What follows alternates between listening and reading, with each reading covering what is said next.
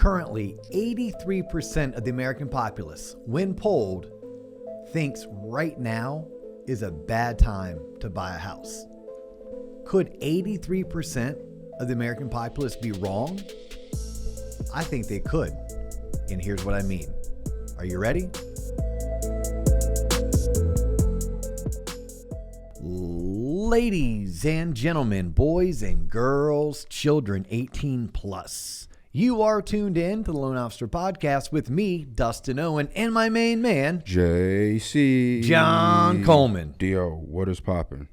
You, man. No. You're popping. No, please. In that neon yellow Nike deep. hoodie. I almost couldn't spot you. I had to dig deep in the closet for this one. Did you dig deep in the closet, or did you dig deep at the Nike outlet over the weekend? I mean, it looks like it because it's kind of, you know, when you buy stuff and at the time you think like, oh, this is fly. And then you put it on like 4 months, 4 years later, and you're like, what the hell was I thinking? Yes. That was one of these shirts. Yes. I'm wearing the exact opposite shirt. I know. You look this good in shirt that. was a gift. It was a gift that we were going to Nashville. It's my Nashville shirt. In fact, it has the Tennessee flag on the back of it.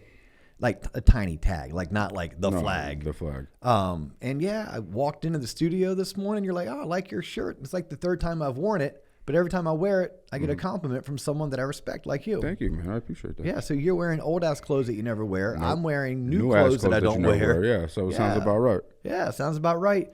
And today's intro. Let me ask you a question. I noticed I was on TLOP over the weekend. I was on the YouTube channel. I was on TLOP.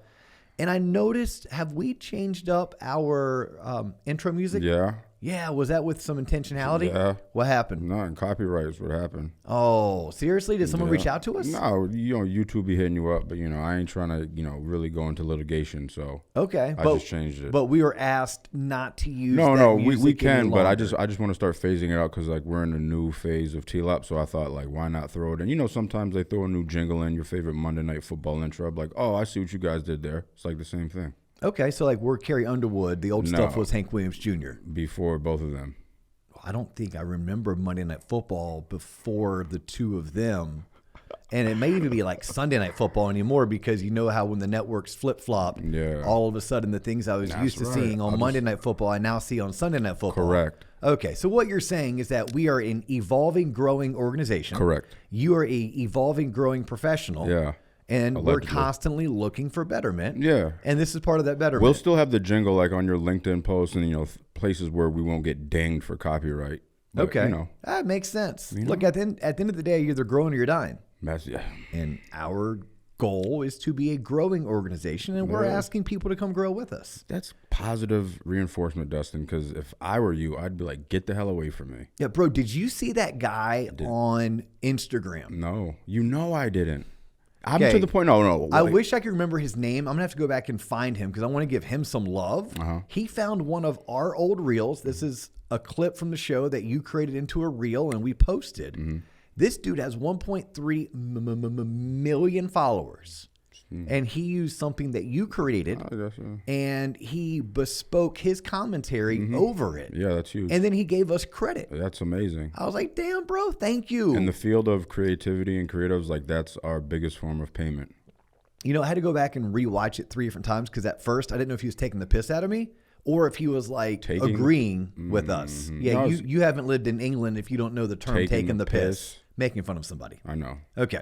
So I didn't know if he was making fun of us. No. You know, I was like, oh, check out these simps. Or if he was like, you know, throwing us some kudos. I think it was kudos. It was more kudos, less shade. Yeah. So shout out to that one dude. He's another pasty pale bald white dude who is obviously crushing it. Birds of a feather. Yeah, he was crushing it with his content creation. Yeah. I want to give a shout out to my friends at Flat Branch Home Loans, by the way. Shout out Flat Branch. I had the opportunity to fly to Kansas City. I got to participate in their Shareholders Meeting. This is their annual conference.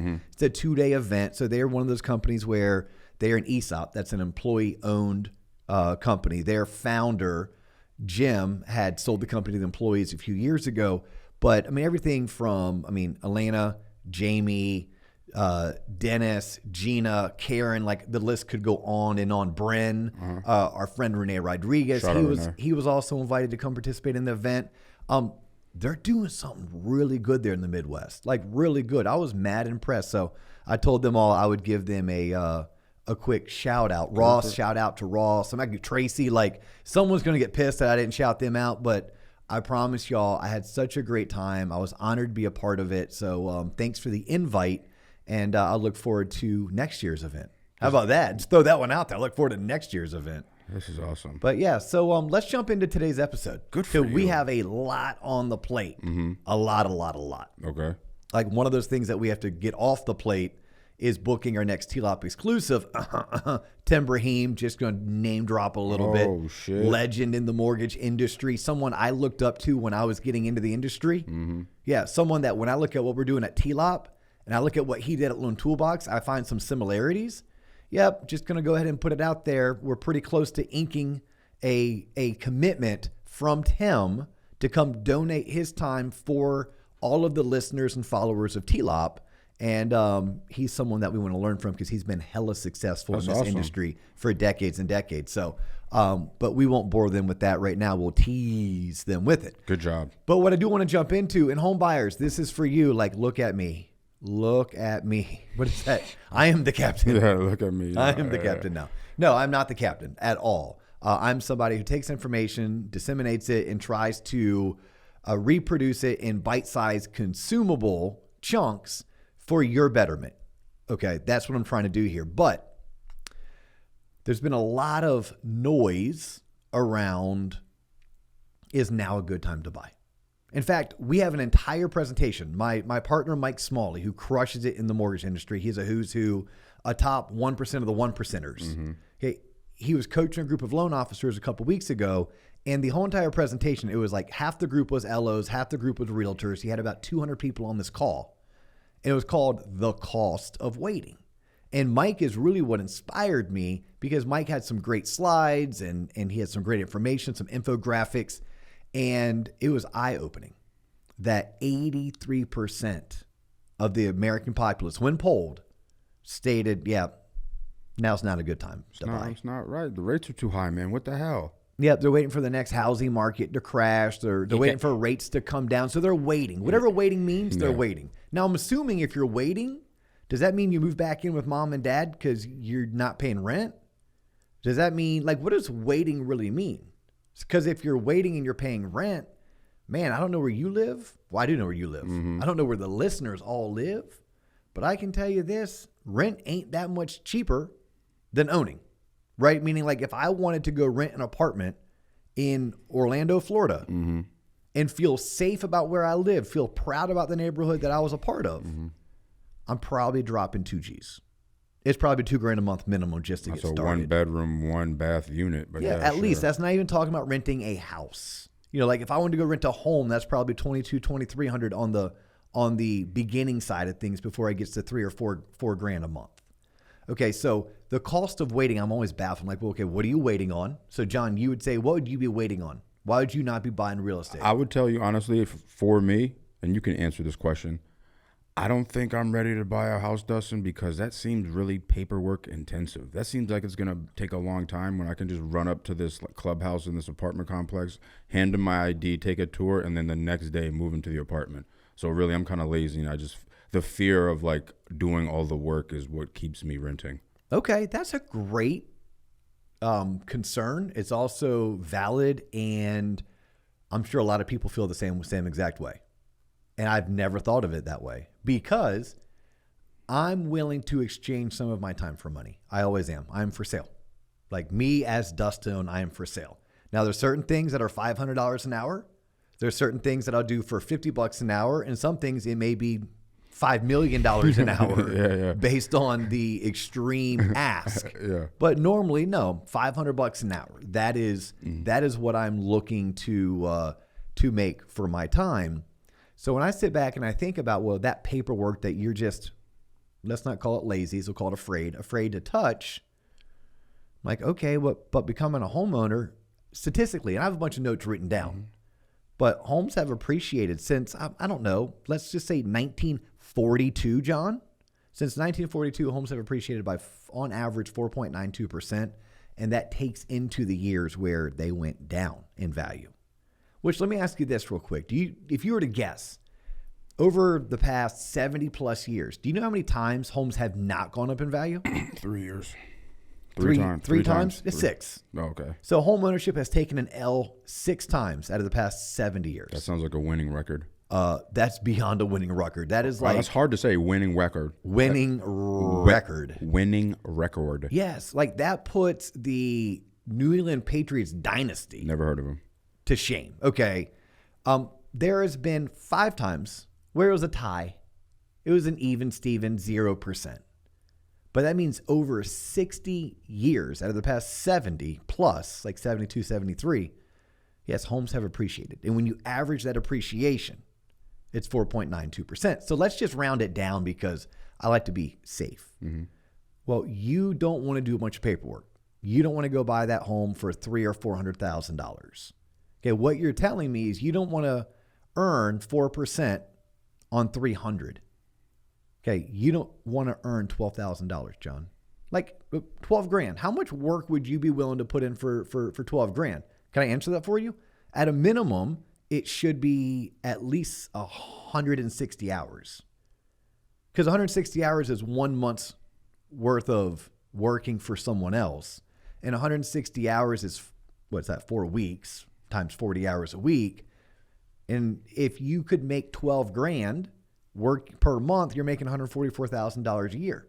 So for many people, they're like, yeah, I would gladly put in 160 hours worth of work. Mm-hmm. Some people, maybe they're not worth 160 hours, maybe it's 80 hours. But like your thought of, I don't want to do that work, I would just ask you or someone like you, well, let's back into what is that really worth dollars? And then ask yourself that question. Because there's many people out there who make $50 an hour or $40 an hour, and they start scratching their head. They're like, damn, of course I'll spend the 10 hours it's going to take for me to go through the pre-approval process, complete my loan application, find the documents that the bank or lender needs, submit them, attend closing. Of course, I'll spend an extra 40 hours looking at properties online, another 10 hours viewing those properties in person and drafting contracts, because when they start tallying up all the hours, they probably put 30, 40, 50 hours into it. And home ownership is going to help them generate $12,000, $15,000 a year in appreciation. So, well, hey, that was off the cuff too. So I like how we did that. Yeah. So, I mean, good rebuttal, good reason not to do this, but it's not a good enough reason for me. Well, what happens because on the other side of the coin, it's just such an intimidating thing. Like if I were to look at Mount Everest, exaggerating, and be like, I'll never be able to climb that. So let me just go over here on this bunny hill, because it seems like an intimidating thing. So they just, instead of even trying to even start the marathon of buying a home, they just say, you know what, I'll never be able to do it anyway. So it's like a cage animal mentality. It's like self-limiting beliefs. Yeah. That's okay. Look around you. Look at your peers, your ex coworkers, your current coworkers, your friends, your family, the people you went to school with. How many of them have become homeowners? They're not better than you. Like, I think that's just a true self-limiting belief. And you talk to anyone who's run a marathon, they didn't start by running a marathon, right? They started by buying running shoes. They started by putting those running shoes on and then jogging around their neighborhood. What I'm getting at is it's a process. You don't just wake up and snap your fingers and you're a homeowner. Nope, you wake up, you make the decision that this is something you want to do, and you start exploring it. You go through the process and you go step by step. It's way less intimidating when you go step by step. My first step is I want to talk to a lender. I want to get my questions answered. I want to have the lender do a loose pre-qualification. Then, through that loose pre-qualification, I have some of my initial concerns answered. Maybe I want to start backing in from a budget into a comfort monthly payment. Maybe I need to realize and learn how little or how much I'm going to need out of my pocket for down payment and closing costs. If I have bruised credit, maybe I need some direction on what I have to do to get that credit from below average to average. But yes, it's a process. And if the process takes someone 9 months or 18 months, that's okay, because we're talking about 30, 40 years of being able to generate wealth through real estate. And the answer I'd have to somebody is, it's okay. We've all been there. I'm no smarter than they are. Therefore, they should be able to do everything that I've been able to do. In fact, they may be smarter than me. Therefore, they may be able to do things in a much faster timeline. When I started looking to buy my first house, I wasn't even in the mortgage industry. So I was still selling TV advertising. And I thought I was a qualified borrower. I had a 670 credit score. I thought that was good. By the way, that's like average. And I had $1,000 in the bank, and I thought I was rich because I had $1,000 in the bank. Yeah. And I had a job that I was going to make $100,000 one year, but not that year. It was a 100% commission sales job. But I was excited that I had landed that job because it was a sought after position. And I probably got that job 2 or 3 years before I thought I normally would have when I looked at like the corporate ladder chart, if there ever was one. Like, here's how you climb the corporate ladder. Well, everything I was doing, I was advanced on. But I didn't buy my first house when that happened because I realized that although 670 is average, 720 is better. So I figured out what I had to do to get my credit score up. And I thought $1,000 was a lot of money, but I realized that was even like the minimum for barrier of entry. I needed $5,000. So then I went and took on a part-time job valeting cars so I could earn the extra $4,000. So it took me about 7 months before I got back after it. But within 7 months, and maybe it was 9, within that year, I did buy my first home, right?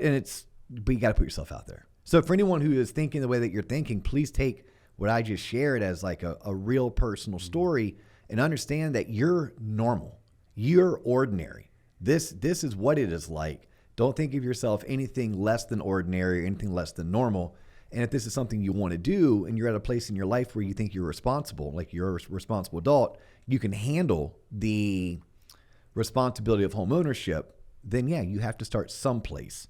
And once you have that starting place, then you can work and build forward. Round of applause, Dustin. You good job. Wow, none of this was even in the notes. It JC. wasn't, but No. you know that's what happens when you eat what did you have? An egg and tuna sandwich or some shit? I had my egg salad sandwich. Yes, I brought my salad is disgusting. I brought my lunch to work today for the first time in a couple of decades. You see, look at you. You're not yourself like a Snickers commercial. Is that what it is? Yeah, it's just...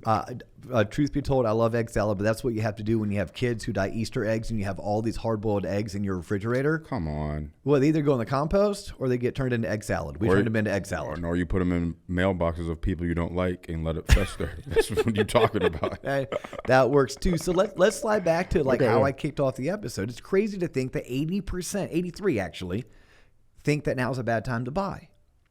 And I'm like, I don't get it. But what's really cool, and I haven't shared this yet with the audience, do you know historically, that number is 40%.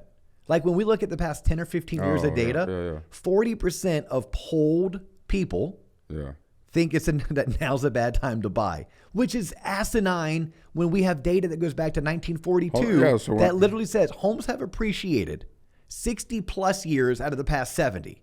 There's been 6 times we took an L, and then there's been 5 times where things actually came out at a net zero. Yeah. And by the way, these are national averages. Like there's always going to be pockets or certain markets that are doing better than others or that are doing worse than others. But when you look at the national average, the national statistics, these are the numbers. And it's absolutely crazy. Now, the good news is I was looking up some research over at Fannie Mae, right? So Federal National Mortgage Association, basically it's the big quasi-government conglomerate that purchases loans from lenders that offers liquidity into the marketplace. It's why the U.S. is able to have 30-year fixed mortgages, and every other country in the world does not have 30-year fixed mortgages. Oh, snap. Yeah, not Canada, not England, not South America, not South Africa, not Australia. Like they just don't have 30-year fixed mortgages. We do. It's because we have Fannie and Freddie. But Fannie and Freddie, not only do they offer amazing liquidity to the markets, they also offer research, data, and economic forecasts. And they were showing on a recent infographic that I saw, it was in January of 2023, 37% of America thought that home prices were going to go down. What year was this? This was a year and 3 months ago. This was January of 2023. Okay. So 37%, 1/3 of those polled were wrong. There's always a couple exceptions. Like outliers. Yes. If you're in Boise, Idaho, and you're in Austin, Texas, those are 2 of the biggest markets where you could potentially be like, oh, you were wrong. But I can tell you this, because I just talked to a loan officer friend of mine in Charlotte, North Carolina, another loan officer friend of mine in Boston, Massachusetts, another friend of mine in Dallas, Texas. Like, no. They're like, yeah, they were dead wrong. Now, the good news is by December of 24, we dropped from it being over 1/3 to just 1/4. So 24% of those polled thought that home prices were going to go down. Now, that said, if I pulled the 5 biggest economic forecasters, the MBAs, the Fannie Mae's, the Goldman Sachs, the National Association of Realtors, Zillow, like Redfin, companies like that. When we're looking at home appreciation in 2024, on the very low end, the NAR, the National Association of Realtors, they were the least optimistic. They were calling for 1.4% appreciation. The most optimistic, you may have heard this company before, John. Goldman Sachs, maybe heard of them once or twice, like massive investment house. I think all of America helped keep them afloat. Yes. Well, 5.5%, that is their forecast for home appreciation in the U.S. So greater than the 4.92% we've been averaging over the past 70 years. Goldman's like, no, 5.5. 5.5. And people always want to know, but why is that? You know, my grandma or my dad or me, I lived through depending on where you are in life, right? We lived through the bubble burst and the Great Recession. Insert crisis here. Yes, and I just comes down to, and I know we've talked about this over and over and over again, but it just came down to this. If I looked at homes currently listed on the market, well, in 2016, which by the way, that was a Goldilocks year. Everything was just right in 2016. We had 1 million homes in the market. Goldilocks. Currently, we're sitting around 500,000. So half of what Goldilocks was. We had this massive inventory shortage. The only way you could see a bubble burst is when you have way more supply than you do demand. We're not even close to that. We're inverse of that. We have more demand than we do supply. We could actually have more homes sell if we just had more homes for sale. So there's no statistics, there's no data that would even suggest another 2006, 7, 8 type bubble market. Then when you look at the type of loan products that are available, no. Like it back then, I lived it. Back then, if you had a pulse, if you could fog a mirror, you could get a home loan. And not only that, but you could get a home loan and finance it for the most part at 100%. Damn it. So there was people who didn't have the best history of paying their bills on time, didn't have the best history of holding down long-term stable employment, were able to purchase not one home, not two homes, but 10 homes. 10, give me them all. With minimal money out of their pocket. Like that type of hysteria created a bubble. At which point in 2008, if you looked at number of units for sale, we were well over 2 million. So of course it was going to burst.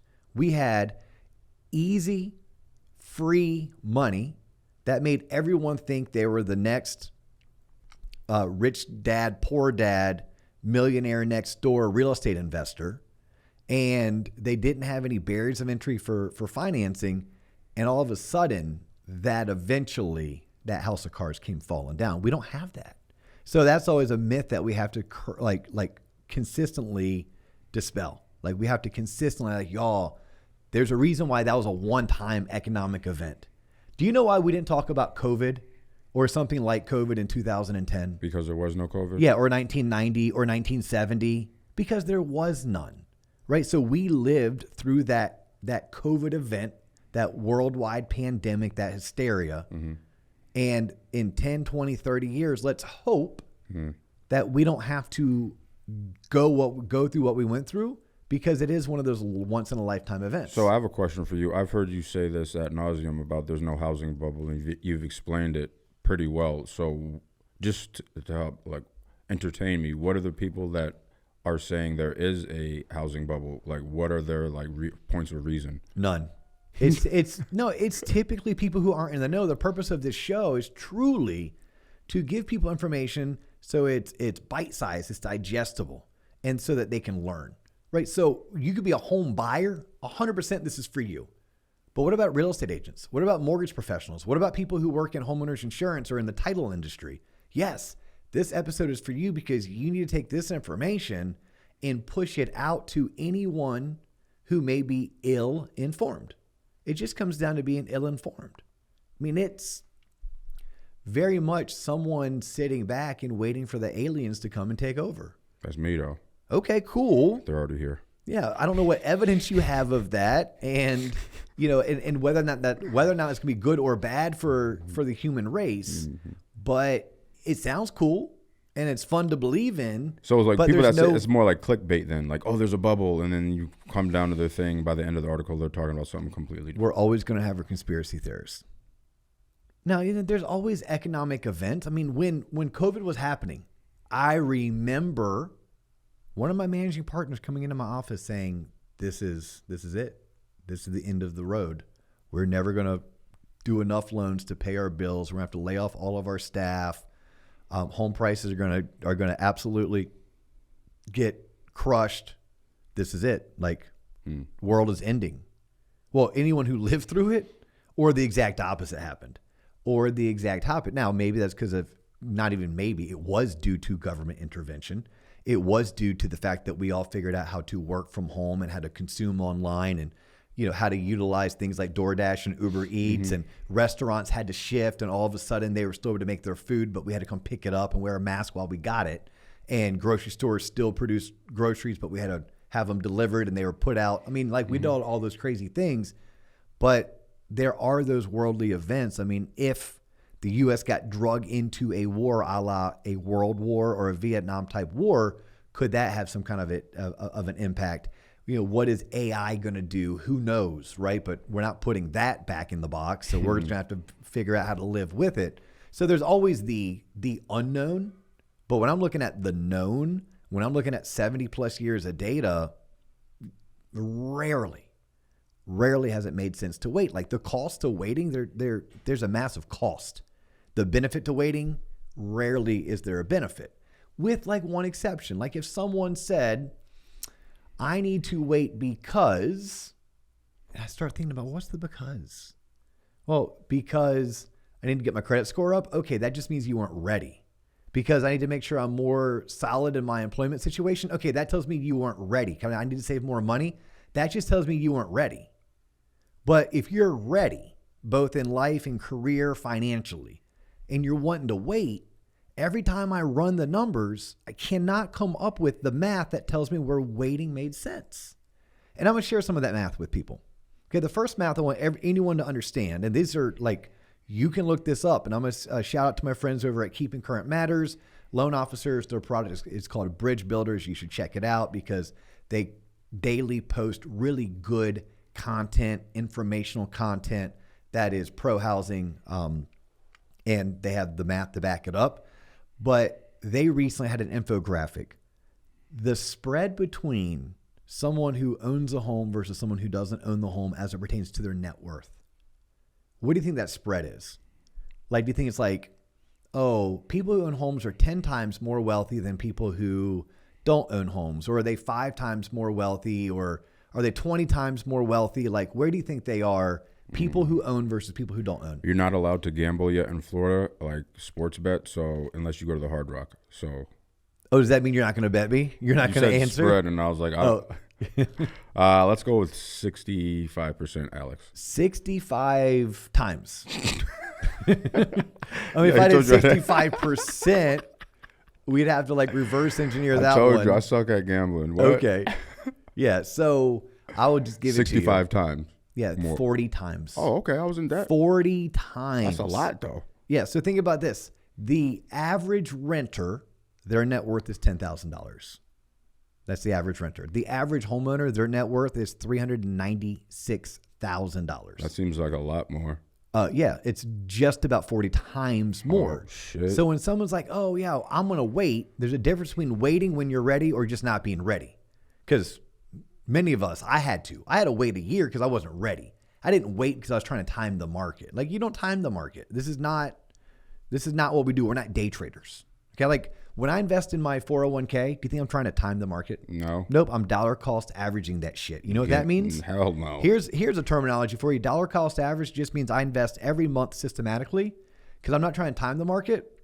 I'm just, if I buy in January, I buy in February, I buy in March, April, May, June, all 12 months, then whatever price I paid in January plus the price I paid in March plus June plus July, divide that by 12, that's my dollar cost average. So I wasn't trying to time the market because I'm saving for retirement. I'm not looking to retire for at least another 10 to 15 years. So this money that I'm putting away, does it really matter to me if it goes up or down today, tomorrow, or even next year? The answer is no, it doesn't matter. So I dollar cost average. I don't try to time the market. I'm just like, nope, I'm just going to buy it systematically. I'm going to invest systematically. Well, when I'm looking at those people who are trying to purchase a home, you don't try to time the market. You don't wait for rates to come to a certain or wait for home prices to come to a certain. If you're ready, you're ready, you pull the trigger. So I'm running some math. If someone purchased a home today for $400,000, they put their 5% down, that's 20 grand. And they took a mortgage out, and let's say their interest rate was 7%. Their principal and interest on that is going to be roughly 25, 28, roughly, like in that ballpark, right? $2,528 a month. Now, if they waited till next year, there's a good chance if things go their way, which, by the way, that's a big unknown. For the past 2 years, we've been predicting mortgage rates to go down. Last year, they went up about this time. And currently this year, we've already had to retract our predictions on when rates would go down to, nope, higher for longer. We did a whole entire episode on that. We're still preaching it, higher for longer, higher for longer. Okay, but this big assumption, okay, if or when rates go down, let's assume they did go down. So good news is that person next year, their rate wouldn't be 7%, it'd be 6%. And they'd have to buy the house for $415,000 instead of $400,000, right? Because roughly the home's going to go up by 4%. 4% of 400 grand is 16,000. I just rounded it down to 415. And if they put their 5% down on 415 and they finance the rest at a 6% rate, I have good news for them. Like, high five, bro. Good news. That mortgage payment that I said was going to be $25.28, it's now $23.63. You just saved $165 a month. Good job, you. Yeah. Good job. You waited and it benefited you. You're the winner. Yeah. Or are you? Dummy. You know, I saved $100 by switching to Geico. Okay, maybe you did that too. Let's say you saved $100 by switching to Geico. Yeah. That's still the $165 a month savings that you picked up by waiting. Yeah. Plus the $100 you picked up by switching to Geico. Dummy. You gave up $15,000 of home appreciation. Yeah, but wait, hear me out. Yeah, but wait, hear you out. Like, I mean, so in what world would you ever want to exchange $15,000 and in return to gain $2,000? Unless you're on the craps table with me, at which point I'm a professional loser. Horn high, yo. On the craps table. Horn high. If you want to have a good time and lose a bunch of money and get free drinks while doing it, hang out with me. Table. But like, I don't know why somebody would ever want to raise their hand and say, yeah, I would love to save $200 a month on my mortgage payment. Not even 200, it's like 165. I called it 200 because I'm throwing in your Geico savings. But I want to do that, and in return, I'll give up $15,000 in appreciation. Because guess what that home's going to be worth by the end of year 2? What is it going to $430. Oh, shit. Yeah. So even if you kept that same mortgage, and even if you, but by the way, you're more likely not going to keep the same mortgage. If you bought at 7 and rates dropped to 6, you're refinancing. Yep. 9 times out of 10, you are refinancing your mortgage. And even if that refinance cost you 5 or 6 grand, it's still well worth it based on the equity that you're accumulating over time. So I can't find a reason where someone could sit down with me and say, hey, Dustin, it's going to make sense for me to wait because the math isn't in waiting. But let's say someone did. Let's say someone waited 2 years. Mm-hmm. Because this is kind of cool, crazy math. You could see where someone could get a little sideways with it.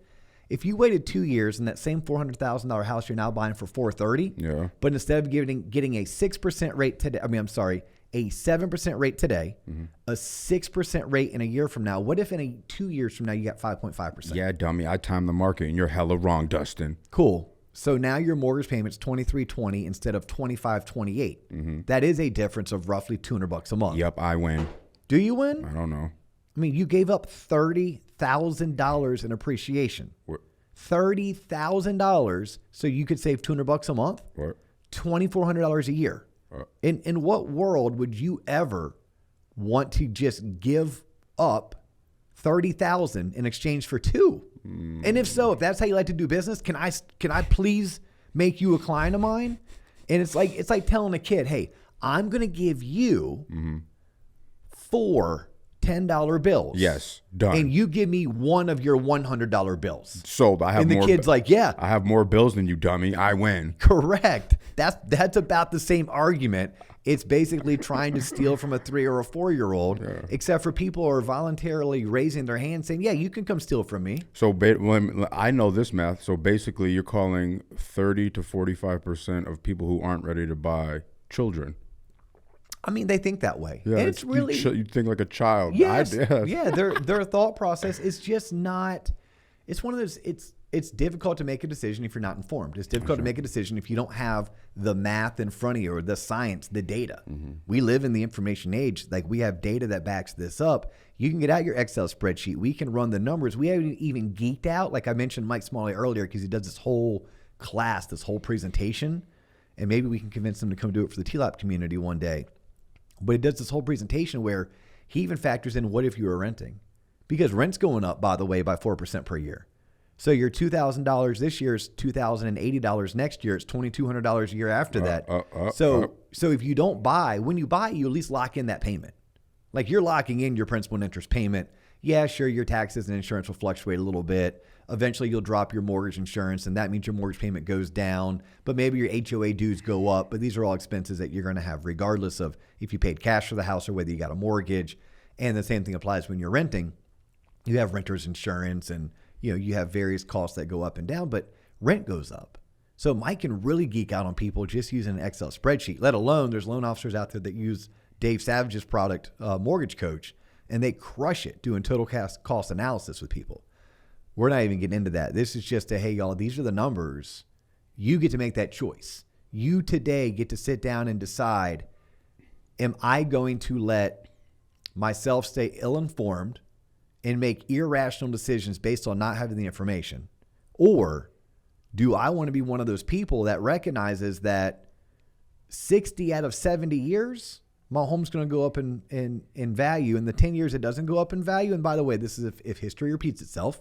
But if history repeats itself, of the 10 years that it doesn't, okay, so 5 or 6 years, my home will go down in value, but then 5 or 6 years, my home will stay the same. If I want to be wealthy in this country, I do so through homeownership. Don't take Dustin Owen's words for it. Don't take John Coleman's grunts for it. Like, literally, look at the statistics.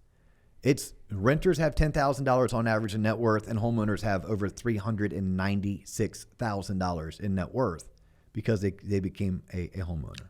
Well said. Yeah. So hopefully there's someone who is tuning in, and either you needed to hear this. Yeah.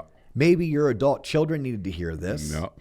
Maybe you're a real estate agent and you have a lot of clients or potential clients who need to hear it. Yep. Or maybe you're a loan originator and you have clients and realtors who need to hear this. But this is the data. This is the information. I don't have anything to sell you. Like, I'm not a home builder. I'm not selling homes. I can help you with the mortgage because I have a ton of friends in the industry. I can help you find a great realtor because I have a ton of friends from coast to coast who sell real estate for a living. So if you are that person, you're like, hey, I don't know where to start. The good news is you stumbled across this episode. You stumbled across our YouTube channel. Reach out to us. Our job is to be connectors. Our job is to point you in the right direction. We can at least get you started, but doing nothing, rarely has doing nothing ever paid off. And I think that's where I'd leave it at. I like your delivery when you wear shirts like that. Is that what it is? It is more freedom because when you wear that with your CMB pen and you have your Tom James suit. Well, John, I'm taking your direction as we get more intentional in 2024, and I'm trying to dress more low key. Good for you, Dustin. It's a good look. I think it's working. Dude, I love the clips when I'm wearing my camo hoodie and I have my baseball hat on. You were self-conscious about it. It was like, how do I look? I don't know. And I was like, shut up. Yeah, it looked good. Shut up, Nancy. And by the way, if you don't know what we look like, it's because you haven't gone over to our YouTube channel. Make sure you go into the TLOP YouTube channel, TLOP, subscribe. Yeah. Loan officers, if you're not receiving our free weekly newsletter, listen, I write that shit. Me, Dustin Owen writes that with every words. Single week with my own words. I don't even use ChatGPT. Make sure you're subscribing to it. You do so by going to our website. John, what's our website? TLOPonline.com. TLOPonline.com. And loan officers, if you're not investing in your business, then what are you investing in? You are that product.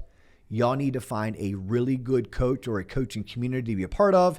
If you don't have one, if you need one, look our way. We have the TLOP MLO coaching community. It's the best investment you can make in your business.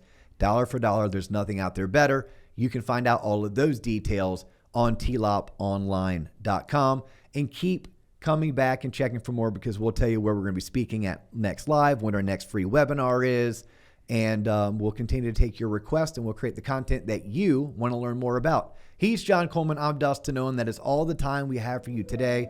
We do look forward to catching you on the next episode. Peace.